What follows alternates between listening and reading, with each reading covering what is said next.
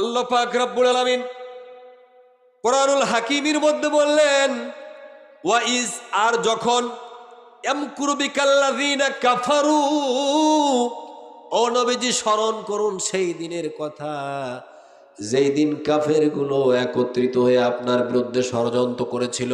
কি করেছিল জোরে বলেন? ষড়যন্ত্র করেছিল। তাদের প্রথম নম্বর ষড়যন্ত্র এরকম ছিল, আল্লাহ পাক বলেন লিইউসবিতুকা, তারা আপনাকে বন্দী করতে চেয়েছিল। কি করতে চেয়েছিল জোরে বলেন? এক নম্বর ষড়যন্ত্র তারা করেছিল, নবী হে, আপনাকে তারা বন্দী করতে চেয়েছিল। আও ইয়াকতুলুকা, এরপরে আপনার বিরুদ্ধে ষড়যন্ত্র করেছিল তারা আপনাকে হত্যা করবে। যদি আপনার এই হত্যাও করতে না পারে তাহলে তাদের তৃতীয় নম্বর ষড়যন্ত্র হলো আও ইখরিজুক, জোরে বলুন আল্লাহু আকবার। তাহলে তারা কি করবে? আপনার দেশ থেকে তাড়ায়া দেবে। কি করবে? দেশ থেকে তাড়ায় দেবে। এই তিনটা ষড়যন্ত্র। কয়টা ষড়যন্ত্র? আমার আল্লাহ পাক বলেন, ওয়ায়ামকুরুনা ওয়ায়ামকুরুল্লাহ। আল্লাহু আকবার বলুন। আমার আল্লাহ বললেন যে তারা ষড়যন্ত্র করলো, আমি আল্লাহ কৌশল অবলম্বন করলাম। ওয়াল্লাহু খায়রুল মাকিরিন। আল্লাহু আকবার বলেন।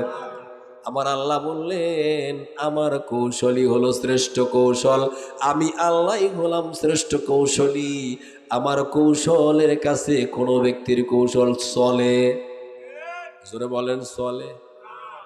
চলে না। তাহলে কয়টা ষড়যন্ত্র? তিনটা ষড়যন্ত্র আমাদের দেশে হয়েছে কিনা আমরা একটু পরে আসি।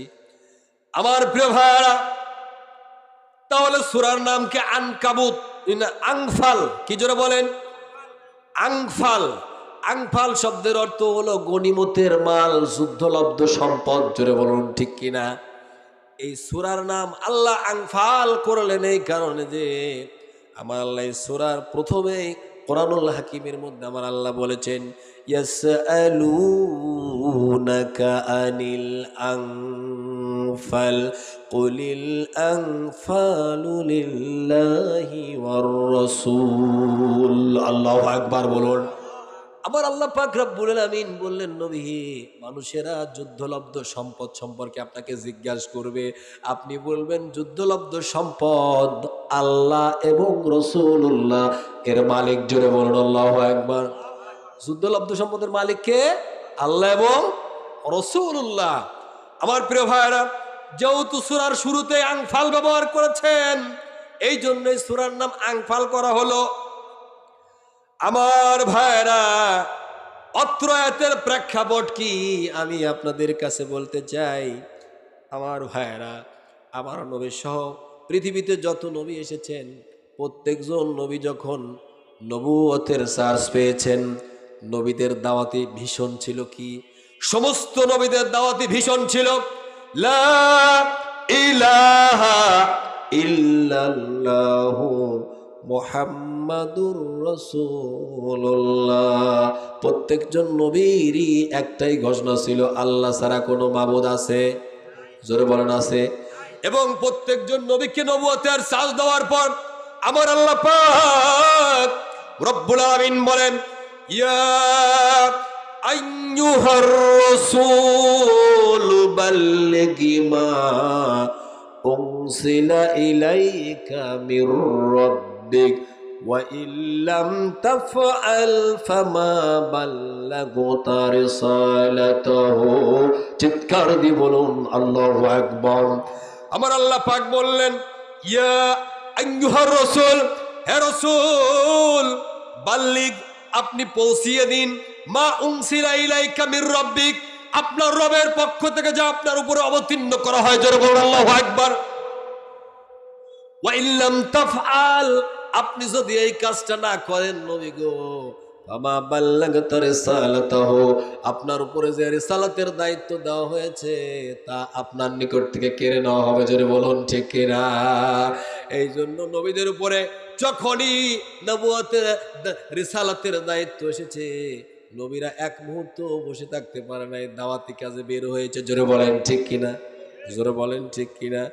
আমার আল্লাহ পাক রব্বুল আমিন বিশ্ব নবীকে আবার ডাক দিয়ে বলেছেন, আমার নবীকে আমার আল্লাহ কোনোদিন একটা বারের জন্য মুহাম্মাদুর রাসূল বলে ডাক দেন নাই।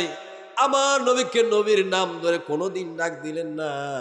আমার নবীর এত সুন্দর, এত সম্মান আল্লাহ পাক দিয়েছিলেন, সমস্ত নবীদেরকে আমার আল্লাহ নাম ধরে ডাকছে। জোরে বলেন ঠিক কিনা? ডাকছে কিনা জোরে বলেন? ইয়াহিয়া, মুসা, ইব্রাহিম, আদম, এভাবে ডাকছে কি ডাকে নাই? জোরে বলেন। কিন্তু আমার নবীকে আমার আল্লাহ কোথাও কোনোদিন একবারের জন্য নাম ধরে ডাকে নাই। আমার নবীকে এরকম ভাবে ডাক দিয়েছে, ইয়া আইয়ুহাল মুসাম্মিল, ইয়া আইয়ুহাল মুসাম্মিল কুমিল লাইলা ইল্লা কলিল। জোরে বলুন আল্লাহু আকবার। আমার নবীকে ডাক দিয়েছেন, হে বস্ত্রাবৃত ব্যক্তি, আপনি উঠুন, রাত্রিতে বেশি ঘুমানোর প্রয়োজন নাই, মানুষের দ্বারে দ্বারে গিয়ে কালেমার পতাকা, কালেমার দাওয়াত দিতে থাকুন। জোরে বলুন ঠিক কিনা? আমার নবী যে দাওয়াত দিয়েছেন, আমার আল্লাহ পাক রব্বুল আলামিন হযরত মূসা আলাইহিস সালামকে যেদিন নবুয়তের সাজ দেন, আমার আল্লাহ বলেন, ইন্নী আনাল্লাহু লা ইলাহা ইল্লা আনা ফা'বুদনি ওয়া আকিমিস সালাতা লিযিকরি। ও নবী, আমি আল্লাহ পাক আপনার নবুয়তের সাজ দিলাম, আপনি ঘোষণা করুন আল্লাহ ছাড়া কোনো মাবুদ নাই। জোরে বলেন আছে? জোরে বলেন আছে? আর ফা'বুদনি, আমি আল্লাহর স্মরণে আপনি নামাজ কায়েম করুন। এরপর আবার আল্লাহ পাক বলেন, ইযহাব ইলা ফিরআউনা ইন্নাহু তাগা। ও মুসা, দেরি করা যাবে না, দেরি করা যাবে না, ইযহাব, তুমি বেরিয়ে যাও। আমরের সিগা ব্যবহার করে বললেন, নির্দেশ দিলেন। আল্লাহ পাক নির্দেশ দিলেন, ইযহাব, তুমি বের হয়ে যাও। ফিরআউনা ইন্নাহু তাগা, ফিরাউনের রাজ দরবারের দিকে চলে যাও। আর ফিরাউন তার নিয়ম রীতি ইজম দিয়ে তার রাষ্ট্র পরিচালনা করছে, তার এই নিয়ম রীতি কোনো কিচ্ছু চলবে না। অতি তাড়াতাড়ি তার দরবারে গিয়ে বলো যে এই কিছু চলবে না, সব আল্লাহর আইনে চলবে। জোরে বলুন ঠিক কিনা? ফিরাউনের রাজ দরবারে হযরত মূসা আলাইহিস সালাম যখন গেলেন, আমার ভাইরা, ফিরাউন বললেন আমার ছেড়ে দাও। অকালা ফিরআউনু সারুনি আকতুল মূসা ওয়ালি আদউ রাব্বাহু ইন্নী আখাফু আইয়ুবাদদিলা দীনাকুম। জোরে বলুন আল্লাহু আকবার। ফিরআউন বলল, আমার ছেড়ে দাও, আমি মূসারে হত্যা করব। কেন মারবা? আমার ভয় লাগে, সে আমার এই দিন, আমার রাষ্ট্রীয় ব্যবস্থা, আমার এই সিস্টেমের পরিবর্তন করে দেবে। চিৎকার দিব আল্লাহু আকবার, জয় আল্লাহু আকবার। ফিরআউন ভেবেছিল মুসা নবী যদি তার দাওয়াতি কাজ করতে পারে, মুসা নবী যদি আল্লাহর দ্বীনের কথা বলতে পারে, তাহলে মিশরে আর ফিরআউনের বাদশাহী চলবে না। জোরে বলেন ঠিক কিনা? এই জন্য কি করতে হবে? তাকে হত্যা করতে হবে। তাকে কি করতে হবে? জোরে বলেন, হত্যা করতে হবে। আমার প্রিয় ভাইরা, ঠিক একই স্টাইলে আমার দেশেও কিন্তু এরকম হয়েছিল। হয় কি হয় নাই? জোরে বলেন।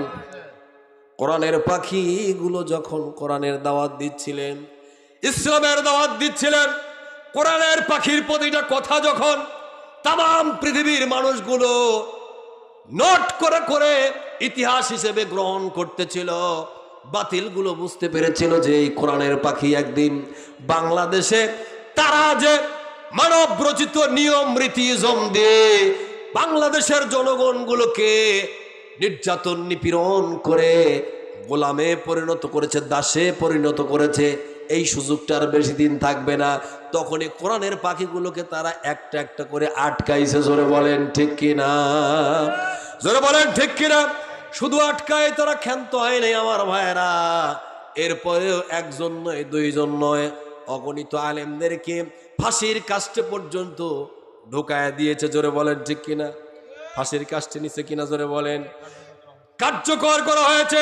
শুধু কার্যকর করেই তারা ক্ষান্ত হয় নাই আমার ভাইয়েরা, পৃথিবী সাক্ষী আছে। বাংলাদেশের কোরআনের পাখি যেদিন ইন্তেকাল করলো, ওই দিন কোরআনের পাখির জানাজা দেওয়ার জন্য লক্ষ লক্ষ মানুষগুলো যখন ময়দানে ঝাঁপিয়ে পড়লো, কোরআনের পাখির জানাজাটা পর্যন্ত দিতে দেয় নাই। জোরে বলেন ঠিক কিনা? শুধুমাত্র তারা জীবিত কোরআনের পাখিকে ভয় করত না, তাদের এতই মনের ভিতরে ভয় যে তারা মৃত কোরআনের পাখিকেও তারা এত ভয় করত যে এই মৃত ব্যক্তিও তাদের গদিকে লড়াই দিতে পারে। জোরে বলেন ঠিক কিনা? জোরে বলেন ঠিক কিনা? তাদের একটাই টার্গেট ছিল, একটাই চিন্তা ছিল, একটাই লক্ষ্য ছিল যে তাদের জানাজা বন্ধ করে, তাদেরকে হত্যা করে জানাজা বন্ধ করে দিয়ে তারা এই বাংলার ভূখণ্ডে স্থায়ী হয়ে যাবে, চিরস্থায়ী হয়ে যাবে। আমার আল্লাহ বলেন ইয়ামকুরুনা ওয়া ইয়ামকুরুল্লাহ আল্লাহু খায়রুল মাকিরিন। জোরে বলুন আল্লাহু আকবার। আমার আল্লাহ বলেন তারাও ষড়যন্ত্র করে, আর আমি আল্লাহ কৌশল অবলম্বন করি, আমার কৌশল তারা টের পায়। কি তারা ষড়যন্ত্র করেছিল যে আটকা দেব, ফাঁসি দেব, মারিয়ে দেব, তারপরে ক্ষমতা ছাড়া লাগবে না। কিন্তু কোরআনের পাখিকে 14 আগস্ট 2023 সালে তারা হত্যা করেছিল। জোরে বলেন ঠিক কিনা? হত্যা করেছিল ইনজেকশন পুশ করার মাধ্যমে। আমার ভাইয়া 14 আগস্ট 2023 সালে হত্যা করলো। 24 আগস্ট 2024 সালের আগস্ট মাসের 5 তারিখে, ওই 14 তারিখ আসার আগে আমার আল্লাহ রাব্বুল আলামিন জোতা পেটা করে বাংলাদেশ থেকে তাড়াইছে। জোরে বলেন ঠিক কিনা? জোরে বলেন ঠিক কিনা? তাদের ষড়যন্ত্রগুলো কি বাস্তবায়ন হয়েছে? হয়েছে কি? জোরে বলেন। কে করতে দেয় নাই? আল্লাহ পাক রাব্বুল আলামিন তাদের ষড়যন্ত্রগুলো বাস্তবায়ন হতে দেয়। আমার প্রিয় ভাই, এই ঠিক একই সিস্টেমে, একই স্টাইলে আমার নবীজি দিনের দাওয়াত দেওয়া শুরু করলেন। যখন বারবার দিনের দাওয়াত দিচ্ছিলেন, কাফের মুশরিকেরা প্রিয় নবী মুহাম্মদুর রাসূলুল্লাহর বিরুদ্ধে ষড়যন্ত্র করতেছিল কিনা? জোরে বলেন।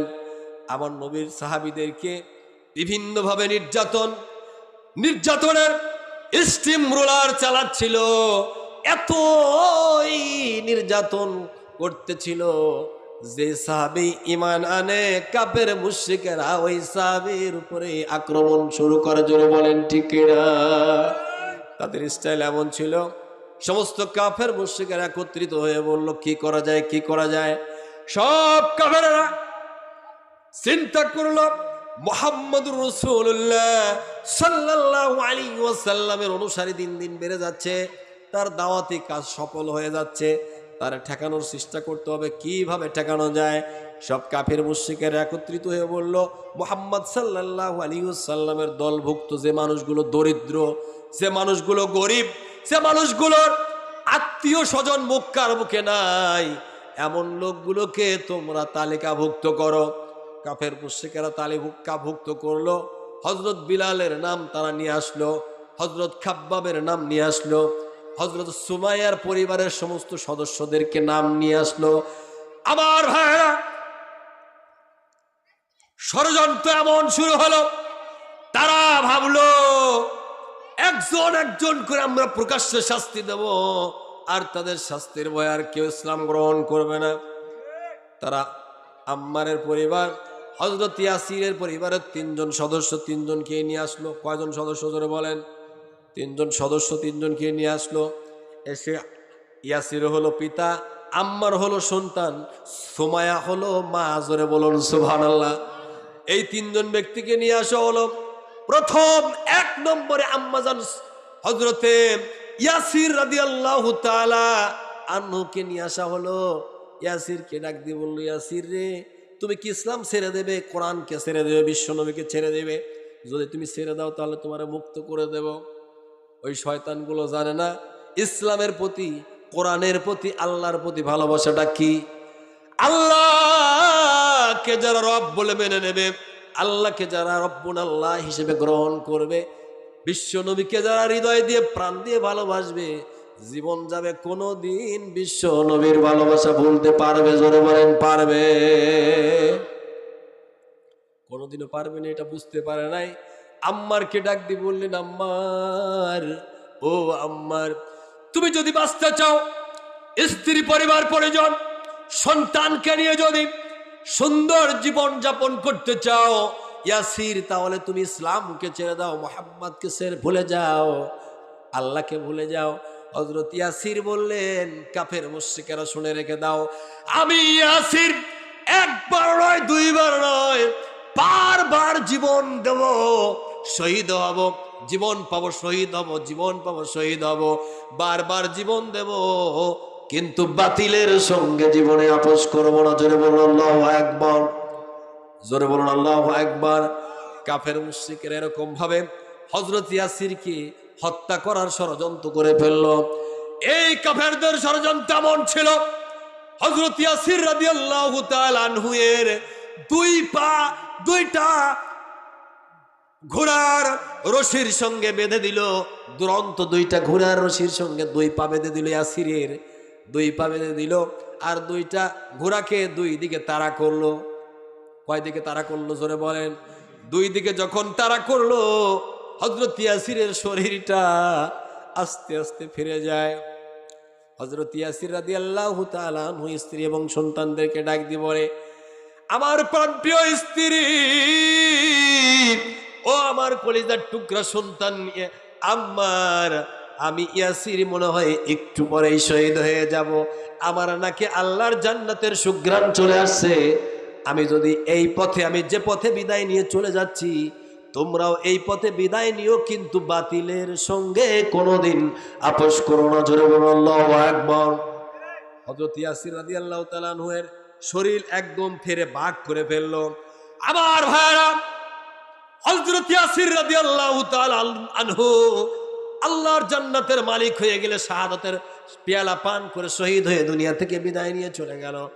এরপরে তারা কি করলো? টার্গেট করলো আম্মাজান হযরত সুমাইয়া রাদিয়াল্লাহু তাআলা আনহাকে। আম্মাজান সুমাইয়াকে বললেন, সুমাইয়া তুমি কি বাঁচতে চাও? তুমি কি বাঁচতে চাও?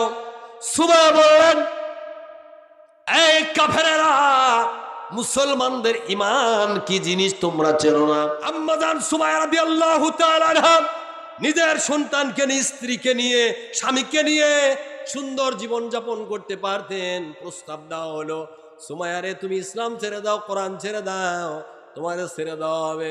আম্মাজান সুমাইয়া বললেন, কাফেরেরা রে, শুনে রেখে দাও, আমি সুমাইয়াকে যদি তোমরা শহীদ করে দাও, আমার নবীকে আমি ভালোবেসেছি, মহব্বত করেছি, আমার আল্লাহর দিনকে রবকে আল্লাহকে রব বলে গ্রহণ করেছি, আমার আল্লাহ পাক রব্বুল আলামিন আমার প্রিয় নবীকে আমি সুমাইয়া জীবনে বলতে পারবো না, জীবন দিয়ে শহীদ হয়ে যাব, শাহাদাতের নাজরানা পৃথিবীতে পেশ করে দেব, কিন্তু বাতিলের সঙ্গে কোনোদিন আপোষ করব। জোরে বলেন, করব কি? করব না। যাদের হৃদয়ে আছে আল্লাহর ভয়, তারা কবু পথ ভুলে যায় না, আল্লাহর প্রেম ছাড়া এই দুনিয়ায় কারো কাছে কোনো কিছু চাই না। আল্লাহু আকবার বলুন। আম্মাজান সুমাইয়া বললেন, কাফেরেরা, আমি সুমাইয়া জীবন দিয়ে শহীদ হয়ে যাব, বাতিলের সঙ্গে আপোষ করব না। আম্মাজান সুমাইয়া রাদিয়াল্লাহু তাআলা আনহাকে উমাইয়া বিন খাল নামক আবু সুফিয়ান নামক একজন কাফের ছিল, এই আবু সুফিয়ান একখান বল্লম নিয়ে আম্মাজান সুমাইয়া রাদিয়াল্লাহু তাআলা আনহা এর গুপ্ত অঙ্গে আঘাত করলো, এমন ভাবে আঘাত করলো, আম্মাজান সুমাইয়া রাদিয়াল্লাহু তাআলা আনহার শরীর থেকে একদম জীবন্ত একটা ছাগলকে, গরুকে, উটকে জবাই করলে যেমন রক্ত ফিনকি দিয়ে বের হয়, আম্মাজান সুমাইয়া রাদিয়াল্লাহু তাআলা আনহার শরীর থেকে ওরকম রক্ত ফিনকি দিয়ে ঝরতে লাগলো। আম্মাজান সুমাইয়া রাদিয়াল্লাহু তাআলা আনহা ধীরে ধীরে দুর্বল হতে লাগলো।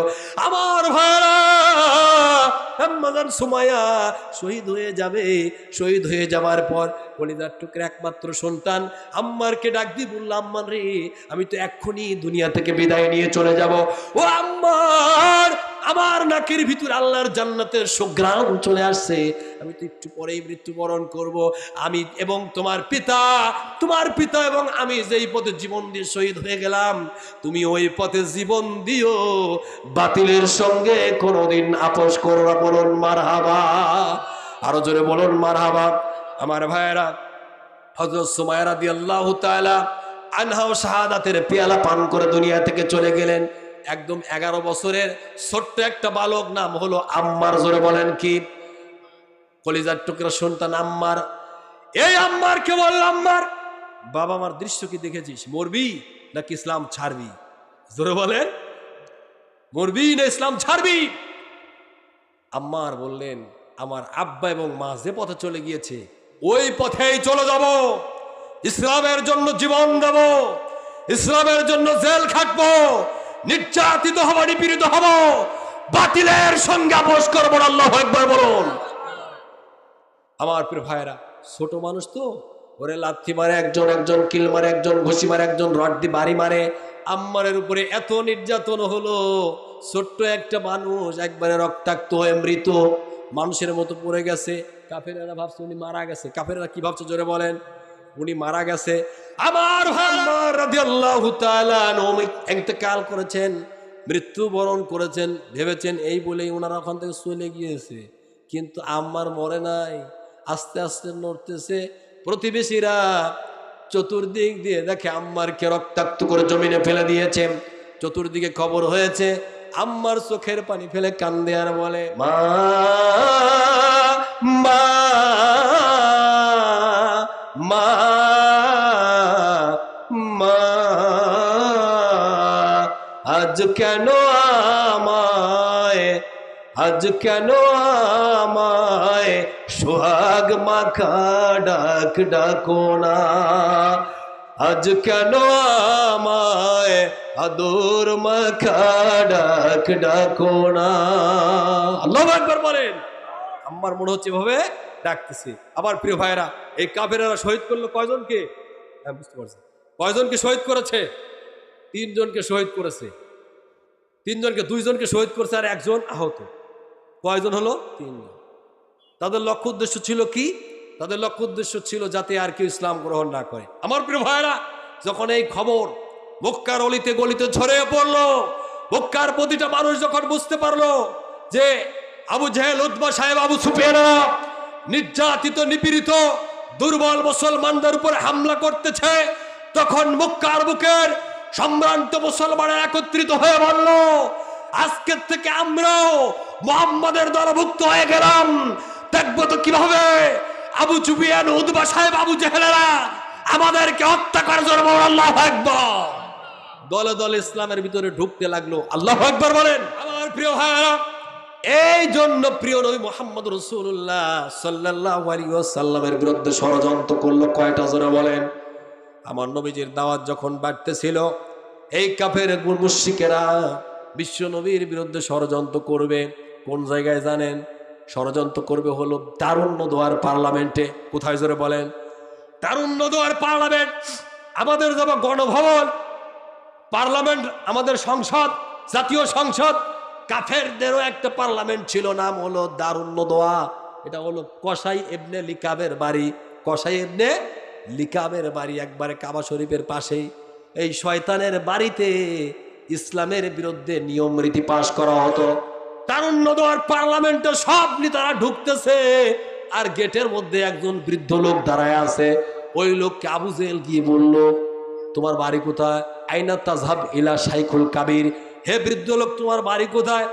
ওই লোকটা বলতেছে, আমার বাড়ি হলো আনা শাইখুন নস, আমি নস দেশের একজন বৃদ্ধ লোক। তো তুমি এখানে কেন আসছাও? বলতেছে, তোমরা মুহাম্মদ সাল্লাল্লাহু আলাইহি ওয়াসাল্লামের বিরুদ্ধে ষড়যন্ত্র করবা না? বলো, হ্যাঁ করব।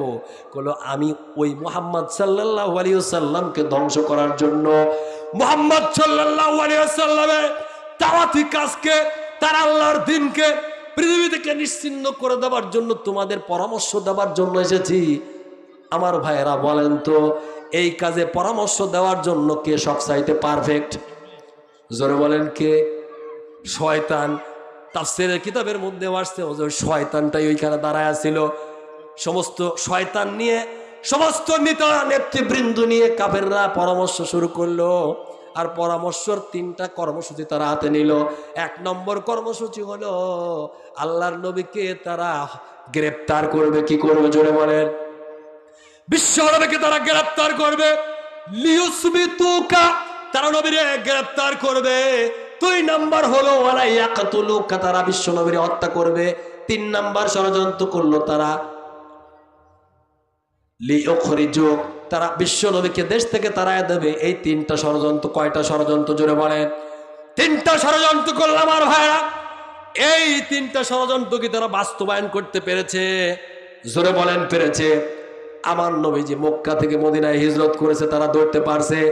আমার আল্লাহ পাক রব্বুল আমিন বলেন, আমার নবীজি যখন বিশ্ব নবী তার দরজা থেকে বের হবে, চতুর্দিক দিয়ে কাফেরেরা ঘেরাও করে রয়েছে, আমার নবীজি কিভাবে যাবে?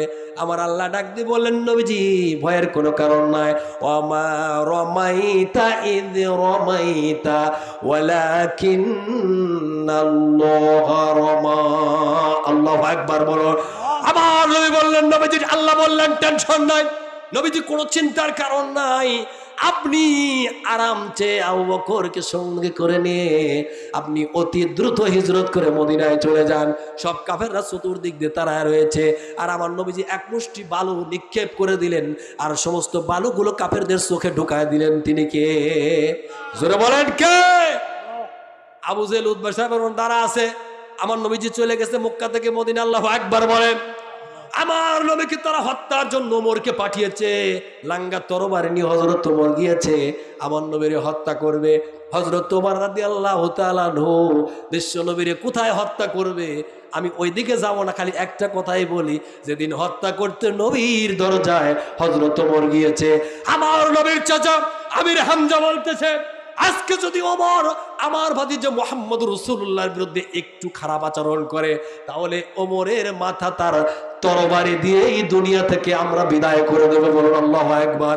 আমার নবী বললেন, চাচা আপনি থেমে যান, স্টপ হন। আজকে দেখেন খেলা হবে। যেই না হযরত ওমর বিশ্ব নবীর দরজায় গিয়ে দাঁড়িয়েছে, আমার রহমতের নবী পাগল নবীজি দৌড়িয়ে গিয়ে হযরত ওমরকে জাপটে ধরেছে। বলুন আল্লাহু আকবার। হযরত ওমর বললেন, ইয়া রাসূলুল্লাহ, ইয়া হাবিবাল্লাহ, এক মুহূর্ত দেরি করেন না, আমি আপনারে হত্যা করার জন্য এসেছিলাম, কিন্তু এখন আমি আপনার প্রেমে পড়ে গিয়েছি, আপনার পাগল হয়েছি। আপনি অতি তাড়াতাড়ি কালেমা পড়ায়া আমারে মুসলমান বানায়া দেন। জোরে বলুন আল্লাহু আকবার। সঙ্গে সঙ্গে প্রিয় নবীজি বিশাল জোরে সরে বলেছিলেন, লিল্লাহে তাকবীর, নারায়ে তাকবীর, আল্লাহু আকবার, নারায়ে তাকবীর, আল্লাহু আকবার। নাস্তিকতা নিপাত যাক, দিন ইসলাম জিন্দাবাদ। নাস্তিকতা নিপাত যাক, দিন ইসলাম জিন্দাবাদ। কোটি প্রাণের একই আওয়াজ।